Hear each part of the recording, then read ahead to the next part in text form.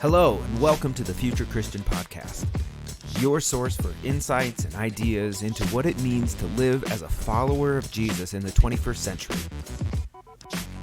At the Future Christian Podcast, we talk to pastors, authors, and other faith leaders for helpful advice and practical wisdom to help you and your community of faith walk boldly into the future. Here's your host, Lauren Richmond Jr.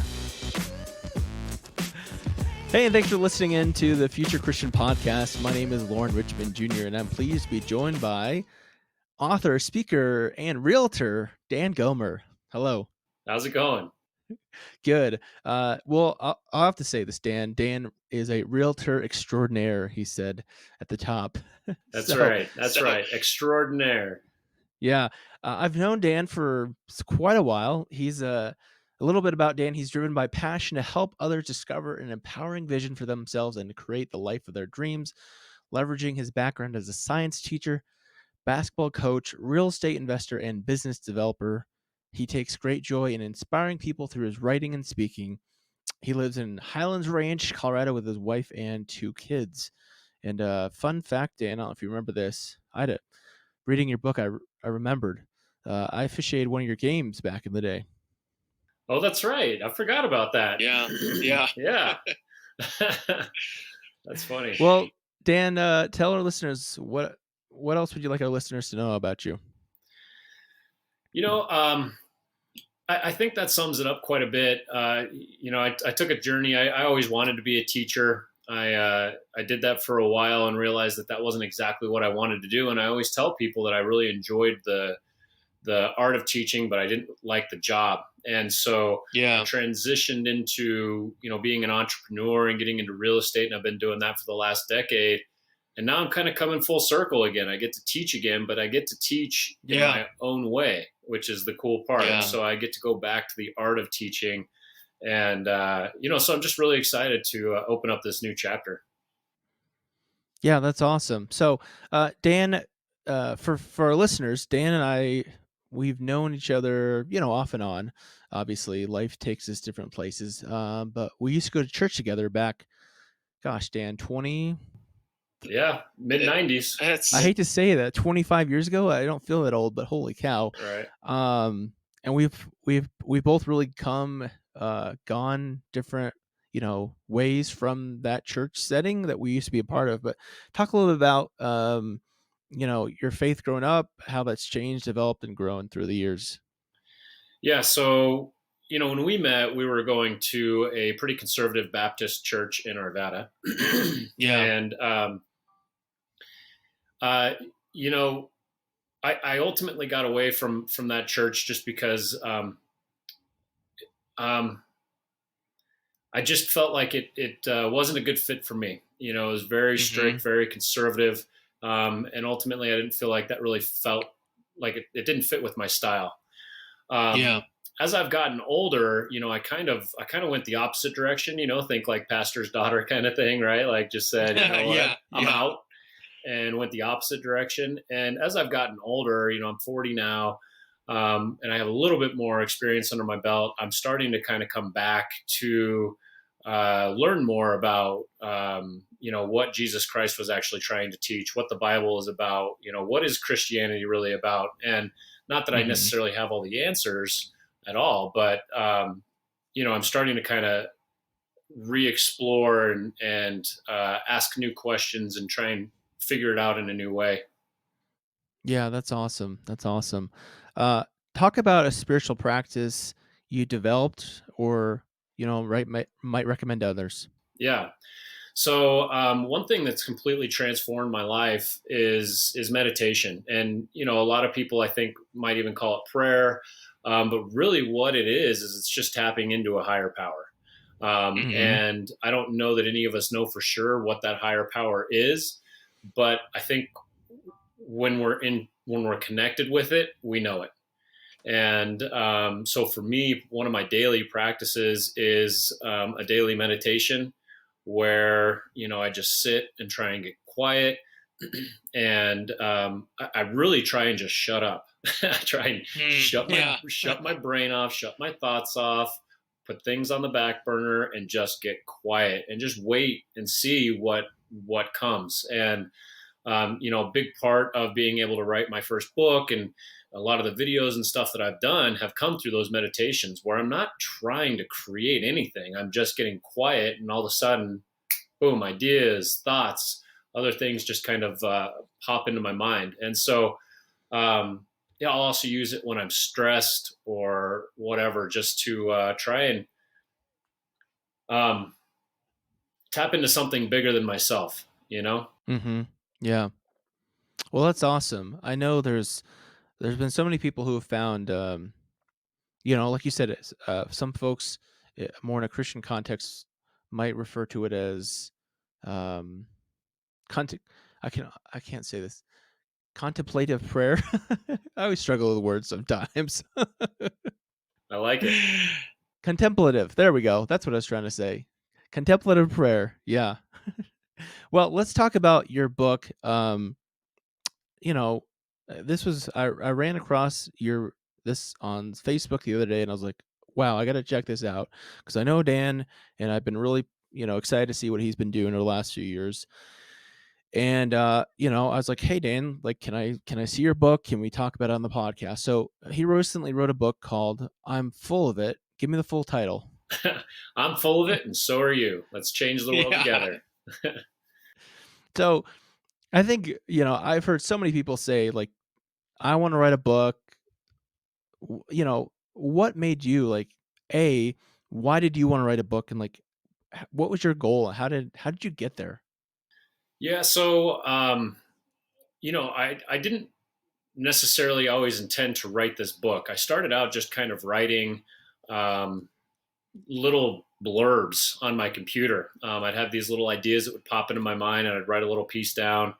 And one morning, like I was saying, I was downstairs meditating, and the framework for the book just popped into my mind, the whole thing, instantly. And so I ran upstairs, got on my computer, typed it all out, and then just kind of started expanding in each section and rearranging it and everything. I really enjoy writing, which is funny because I like always failed writing and reading when I was in school. I was always terrible at it. Language arts was like my least favorite subject. But as I've gotten older, I've enjoyed it more and more. And once I had the ideas in one place, and I could start pulling some of these other writings that I had done, putting them into a place in the book, it was kind of cool. And the ball just started rolling from there. And I found it to be extremely therapeutic. And, it's that zone, right? I would sit down and just start going. And the next thing I know, it's like 3 hours later, and I don't even know where the time went, and I wrote like 15 pages, and it's like, wow, that was really cool. Yeah. Yeah. So let's talk about some of the book, because like I said, I was able to read some of it. And I'm just gonna say, one of the things that I think really impressed me, and you mentioned this, like the therapeutic nature of it, like I was impressed by your transparency. Um, like I guess that's what I'm curious about. Like, how was that for you? You mentioned it was therapeutic. I think, at least for me, at least, I can often be so reticent to share those kind of personal details. Um, yeah, talk to that if you don't mind. Well, and I think the last question that you had asked is why I wrote the book. And I think that kind of ties into this as well. Is Mm-hmm. um, I had a moment in my life where essentially I just had a breakdown, and I decided in that moment that I was going to do something to make the world better. I was going to stop complaining and do something about it. And that was years before I wrote the book. But once that idea got planted within me, it was like, okay, what can I do to make the world better? And when the idea for the book came to me, I was like, this is my opportunity to try and make other people's lives better by sharing my story. And so there's definitely some content in here that I'm like, oh man, it's tough to share. I'm not sure if I should put it in there or whatever. And I just keep coming back to, what's my objective? My objective is to try and improve. I know what my intention behind the book was. And right, wrong, or indifferent, however anybody else sees it, is irrelevant. My intention behind the book was to make the world a better place. And If there was anything that was in the book that was not an attempt to make the world better, then, it's not in there. But everything that's in there, I see as a way for people to improve their lives. And that gives me passion. That gives me that fuel that I need to keep going with it. Yeah. And I also appreciate, as men, so often in our culture, we're kind of stereotyped to not be emotional, to not let our feelings show, or to really the only emotion we're allowed to share is like anger, right? Right. And so that's something I appreciate. So you mentioned something, how you talk about this in the book, and you kind of alluded to that in that story you share about how you had that breakdown. You said, "Hey, this is not going to define me." You'd write about in the book about reclaiming your power, and this is something that really resonated with me because I recently did some kind of personality type test or evaluation with somebody, and one of the things that was pointed out to me was like how in my weak moments I'm tempted to play like the victim, and that's the opposite of like reclaiming your power. Or playing the victim is relinquishing control, like you talked about. So elaborate on that if you can. Yeah. So, I think it's one of the most important concepts in the book is, and you might have experienced this when you were reffing my game, but in my earlier years, especially in my 20s, you know, I would get so mad at referees and bad calls, and I would just get heated so fast, and I would lose control. And what I learned eventually was that when I embrace that anger and I go back in my life and I look back at my story, and it's like, why am I so angry? Why am I blowing up? What is happening there? And as I become more aware about what's happening and what's causing that anger, I now get to become friends with it. And so now there's times where it's like, I need anger, I need to intimidate, somebody's coming up to me on the street trying to attack me, right? Like I need to intimidate.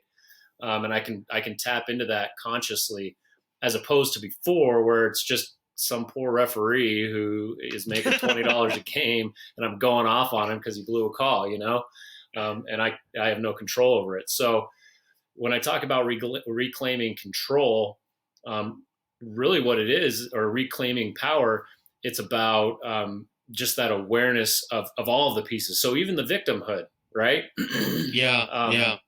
Maybe at some point in your life, and we all do this, there was a reason why playing the victim was the best move. It got you whatever it was that you wanted. And so now, once you understand what it was that you were getting by playing the victim, then you can choose to become friends with it and leverage it when you need it, and kind of let it sit off to the side when you don't need it. Well, I officiate a great game when I officiate your game, so I don't think there was any complaining by you at all. Yeah. I always had a great game. Good. We'll just assume everything went smooth and hunky dory. Yeah. You mentioned going back, and I think this is really hard. This is really hard for almost everybody, because we're so preconditioned to sweep things under the rug and pretend like, it's in the past, it doesn't matter, can't do anything about it. Talk about why going back and digging into our past is so important. Yeah. So it kind of goes back to what I was just saying. um, if I don't address the core issue, let's go back to anger. If I don't address the core issue behind my anger, then I will never, ever, ever be able to address the issue. I mean, you could look at it like, pretend you're having an argument. You got a Democrat and a Republican, like far left, far right? And they're sitting there arguing back and forth, blah, blah, blah, blah, taking a stance. They are never going to come to an agreement. They are never going to have peace in that conversation until one of them stops and listens to the other person's side and truly internalizes what that other person is trying to get across, and then leveraging that to find some kind of bridge, right? So it's very similar in our emotions and in our psyche. We got to understand why we do the things that we do, because if we don't know why we do it, how are we ever going to work with it or change it or figure out how to leverage it appropriately. You know, it's like these little pieces of ourselves that are crying out for help, right? So for me, there was this piece of abandonment that I had held on to from when I was a kid, and I was mad and I was angry about it. And so when somebody would do something that I didn't agree with, it would trigger that piece of me, and I would get angry and I would get mad, and that would come out. Once I understood that, then it's kind of like, ooh, oh, I recognize that feeling. I know what's happening here, and I don't want to go down that path. But until I went backwards, I really couldn't move forwards intentionally. Like all of my decisions were being dictated to me by my past experiences because I didn't understand what was happening. Yeah, that's a great point, folks. Just like if you need to, like rewind, go press the 30 seconds back and listen to that again, because I think that's so profound. We think we can just move forward, but we're just dragging it all with us if we don't really look back at our past. So you write in the book that we're all full of shit, and thankfully I'm not afraid to. We can cuss on this podcast. This is the hard one for me, Dan. I'll be honest. Like accepting our limitations and moving forward. I think, yeah, just to be honest, like this is one of the ones I struggle with the most is like being okay with my imperfections. So you write that perfection's not the goal, just doing it better. Like, yeah, help me out then, I guess. Yeah.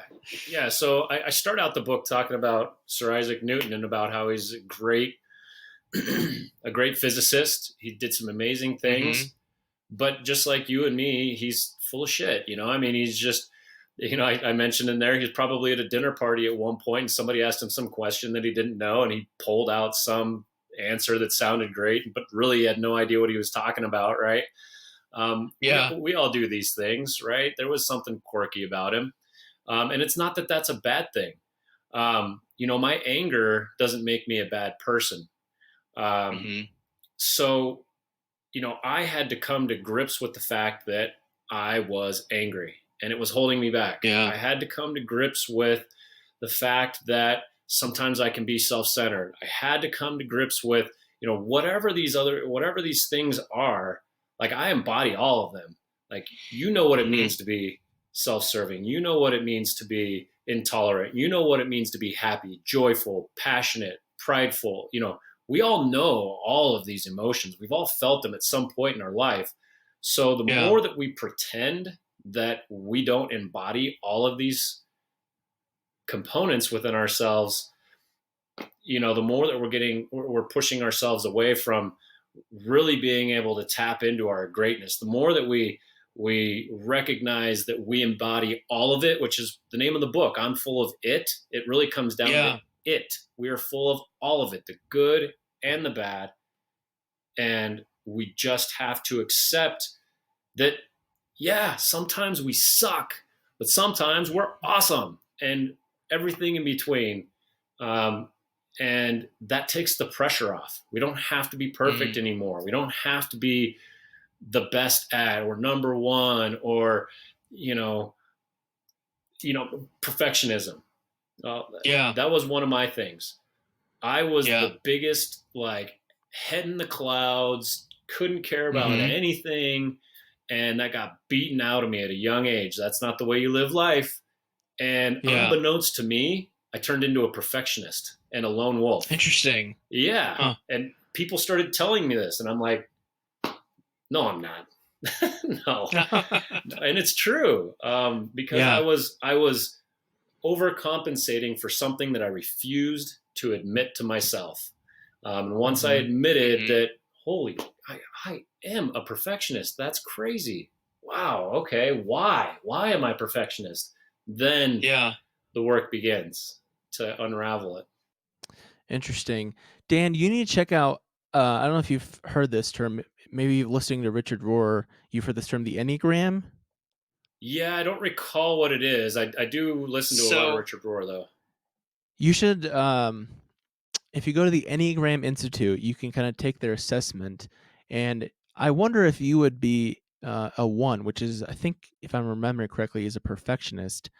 But what's helpful about the Enneagram, it's similar, of course, to like the majority of personality tests, but rather than just like Myers-Briggs telling you like what you are, it talks a lot about kind of like your strengths, shadow sides, which you talk about shadow sides, areas to improve yourself. It's like for me, like I'm a 5, which is like an investigator.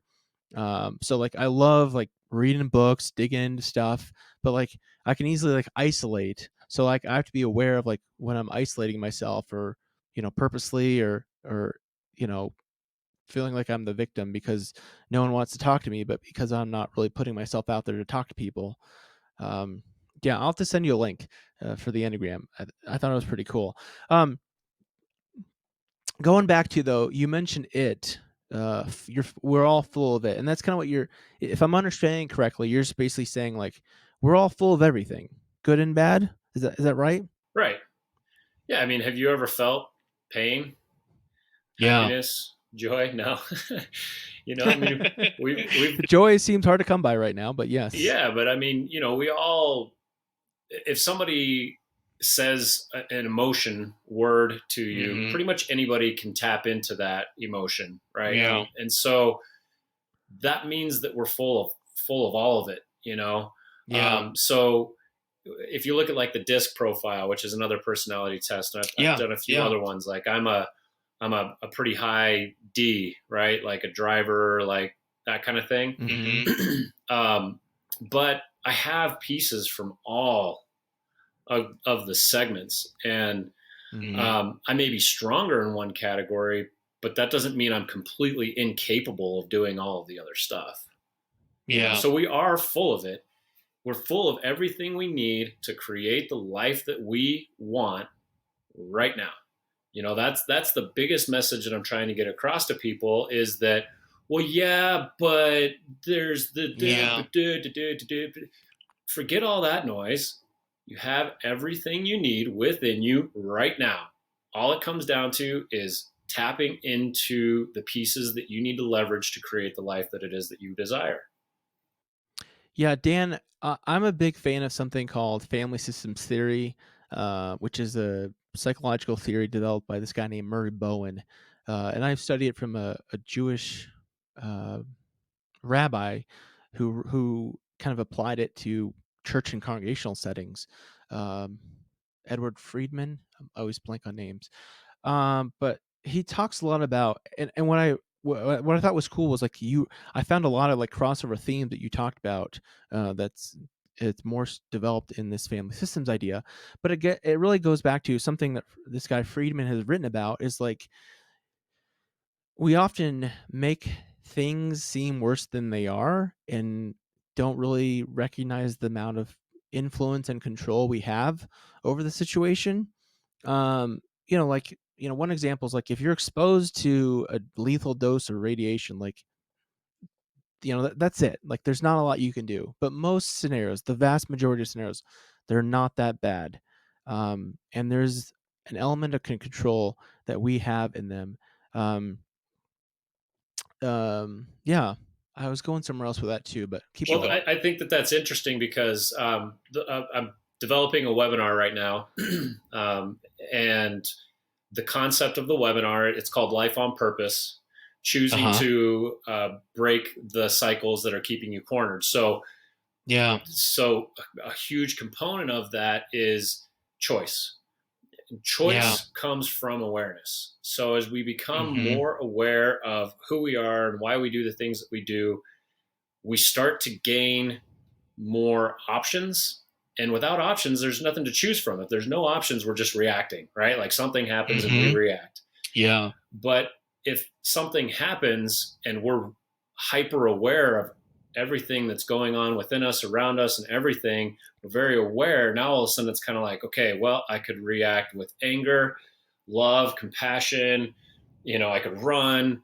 Now I've got a choice. And so a life on purpose means that you are choosing the life that you want to lead. And that comes from choice. It comes from awareness. If you're not aware, then it's just like, oh, well, I'm screwed. Yeah, right. Give up, Surely we all feel that way. I'm sure at some point sometimes as we're recording this, COVID is going nuts, end of November. But you know, uh, I'll even say like there's been times where I've feel like I've been borderline like on a panic attack. Like my wife's a nurse and there's been a couple nights she's called me like freaking out, and then I start freaking out, and I've kind of had to realize like, okay, what can I control? Lauren, what can you control? You can control like wearing a mask, limiting your exposure, washing your hands, like that's what you can control. And I can't worry about the rest. Yep. Well, that's it right there, right? Worry. You Yeah. know, one thing that perfectionism piece, one of the reasons it was killing me, Was worry. literally, was there was never a moment of chilling out, lighten up. Yeah. You know, it was just like everything was an issue. Everything had to be resolved. Everything had to be Yeah. taken care of, and it was just so, just all the time. Boy, that is my shadow side, Dan. Oh my goodness, you're speaking to me because like, you know, I work full time. I'm working on an MBA right now on the side, and like I'm off. This is Thanksgiving week, and I have no school. So I'm like, what am I gonna do with my evenings? So the evenings is when I do schoolwork. I'm like, how do I relax? I don't know how to relax. Yeah, yeah, I feel you. Yeah. And Yeah. you know, I think that I was actually having a conversation with my mom the other night, and she was talking about politics and stuff like that, and some stuff we agree on, some stuff we don't. Yeah. But she started kind of going off on these tangents about, you know, I would classify them as more like conspiracy theory kind of things, you know? Yeah. And I was just like, you know, and she's like, well, you really ought to look into this. You got to spend some time on it. You got to dig in because you don't know how you're getting screwed, you know? And I'm like, well, you know what? I don't care. You know, my argument isn't whether those theories are right or wrong. I don't have enough information to make that determination, and I don't care. Really, what it comes down to is that I don't have the time or the energy to worry about that. I'm gonna worry about my family. I'm gonna worry about my book. I'm gonna worry about my speaking. I'm gonna worry about doing my part to make the world a better place. Like, assuming those are all true, Yeah. what am I going to do about it? Well, Yeah. Not a lot. I'm not going to become a politician. I'm not going to go protest. I'm not going to riot. I'm going to write my books, and I'm going to speak, and I'm going to influence the world as best I can. So I don't care if it's true. I had to let it go. You know? I've come what am I trying to say? I've taken a similar approach, or from a different angle, a similar type approach though, because I've thought about like, you know, this summer when so much stuff was protesters going down about, you know, the killings of Breonna Taylor and Ahmaud Arbery and George Floyd. I was like seeing all these people protest. I'm like, yeah, I want to say Black Lives Matter and all that, and then I'm like, boy, how do I? Feeling like guilty, like I should be doing more that somehow I could, you know. I had to think about like what is it difference that really make if I'm out there holding a sign, whereas where can I? And I thought and said like how can I make a difference in my world right now? You know, how can I say that, you know, every human being is valuable and we need to care about the marginalized and the oppressed. Like that's where I can make a difference, and that's where I'm going to do. Right. Absolutely. Worry about what you can control, you know? Yeah. Well, something we've been kind of talking around that I want to highlight because I'm a pastor and I love talking about theology is you write in your book about our God-given power, and I really appreciate you writing about that because again, as a pastor and I would say a theologian, like I kept seeing that throughout this book. Like all this stuff is, you know, I believe it's some might say like the spark of the divine within us. Yeah. I love that phrase. Actually, that's great. I might have to steal that. I don't think it's original with me. Someone else said it. All right. Well, I'll steal it from you. Yeah. But yeah, I mean, that's what it is, right? I always had. Okay, so let's go back to my breakdown. Yeah. You know, it's not that all of a sudden I had more knowledge. I mean, I literally went from breakdown to F this, I'm going to change the world. You know, I didn't have new knowledge or nothing like that. I already had everything right within myself to make that decision. It was just simply a matter of recognizing something that was really valuable within me that I had been either shaming or pushing down or just completely unaware of because I was distracting myself or falling into the victimhood or whatever it was, right? I was distracting myself from tapping into my true potential. So it's not that it wasn't there. It's just that I wasn't paying attention to it. So when I say, your God-given power, it's something that's bestowed upon all of us when we're born. Yeah. No matter how, like I'm reading a book right now by John O'Leary. Really good book. Okay. It's called In Awe, and it's all about how to live your life like a kid. It's phenomenal. But in that book, he talks about a prisoner who was sentenced to death row, or not death row, but he ended up going to prison for a long time. He had like 100-year sentence and eventually had this moment of clarity and said, I'm not going to do this anymore. Turned his life around, got out after like 10 or 15 years, and then became like this really well-known speaker and is doing all these amazing things to make the world better. So once again, he had a really challenging upbringing, so many things that went against him. And in a moment, he transformed just like I did. And that's because it was within us all along. It's just about becoming present with it and becoming aware of it. Yeah. Yeah, I love it. Again, from a religious context, we might almost use the words transformation, to use a religious word. So, well, I feel like we could spend another 20 to 30 minutes talking about this stuff, but let's move on. Let's take a break real quick, and we'll come back with some closing questions. It's not like we haven't all said it enough lately. These are unprecedented times. COVID-19 has upended the way we do life, community, and church. As church leaders, we find ourselves disoriented. Outreach, connection, cultivating a sense of team among church staff and creatives, nothing works like it did before. Torn Curtain Arts gets it, and we're here to help. We strengthen the creative soul of churches. It's why we exist. And in these times, we have dedicated ourselves to helping churches set up live streaming solutions and assisting with live events. We also provide coaching for worship leaders, as well as substitute worship leading for both in-person and online events. Contact us at torncurtainarts.org and let's chat about how we can keep you connected to your creativity in this season and grow your community. All right, we're back with Dan Gomer, author, speaker, and realtor extraordinaire. So Dan, I always tell folks you can take these closing questions as seriously or not as you like them. So if you're a pope for a day, what do you want to do? Anything? I don't know. Anything come to mind? What does the Pope do every day? I guess if I was if I was the Pope for the day, I would for sure hold a Pope conference.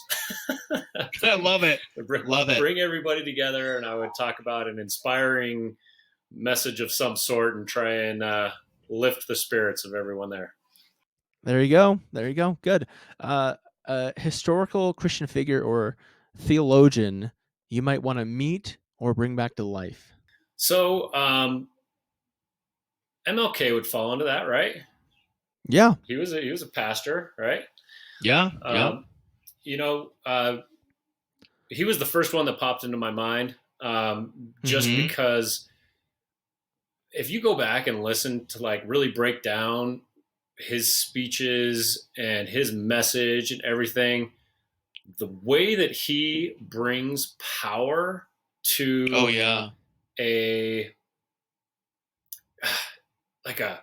it's a message of love, and I don't think passivity is the right word. Maybe it is, but not engaging in hate, right? Right. But yet it's so strong, so powerful. Yeah, it's you named it right there. Like, it's non-violent, but it's not weak. Exactly. Yeah. Yeah. We need more people like him. MLK I have a whole- 2024.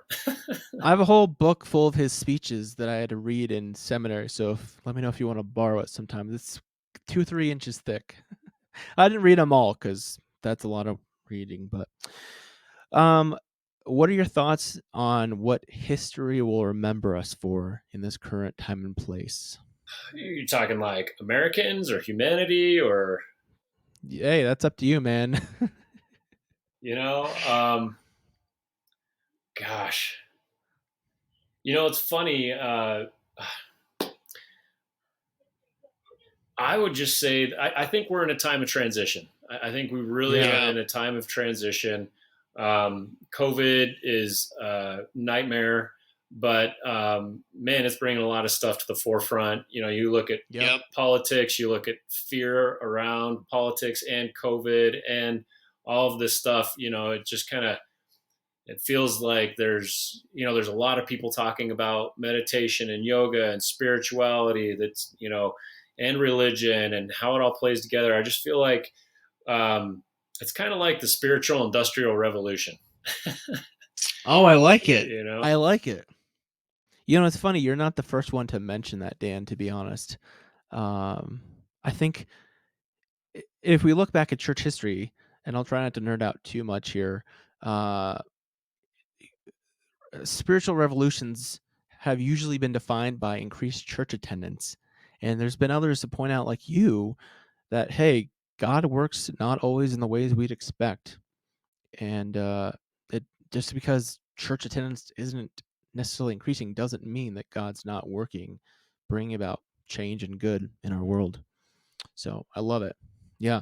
Hopes for the future of Christianity. My hope for the future of Christianity is that it brings people together. Yeah, Nothing hurts me more when I see Christians preaching hate towards any group, and going back to the MLK thing,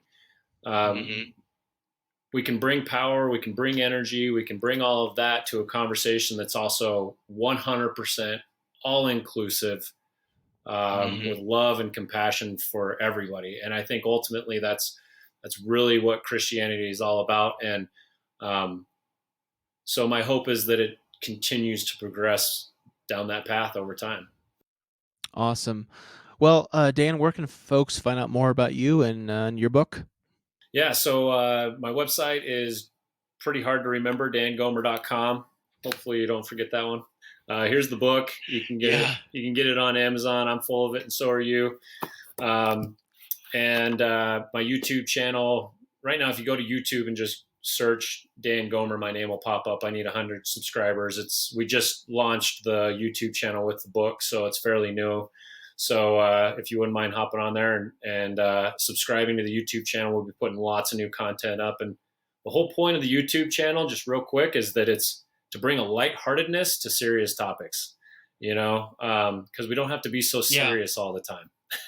Well, it's a great way to break down the tension too. Right. Yeah. So, well, Dan Gomer, I'll say Dan Gomer. I'll check out YouTube, Dan Gomer. Perfect. Yeah. I'll be one of your subscribers here. I know it's so hard to get that first century mark. So yeah. Well, thank you. Well, Dan, thanks so much for your time, and really hope for the best for your book. And I always leave folks with a word of peace. So may God's peace be with you. Thank you, Lauren. I really appreciate you putting this together, and thanks for having me on. It was a great conversation. Thanks for joining us on the Future Christian Podcast. To learn more about Lauren or the podcast, visit future-christian.com. But hey, before you go, do us a favor, subscribe to the podcast and leave a review. It really helps us get the word out to more people. Thanks, and go in peace.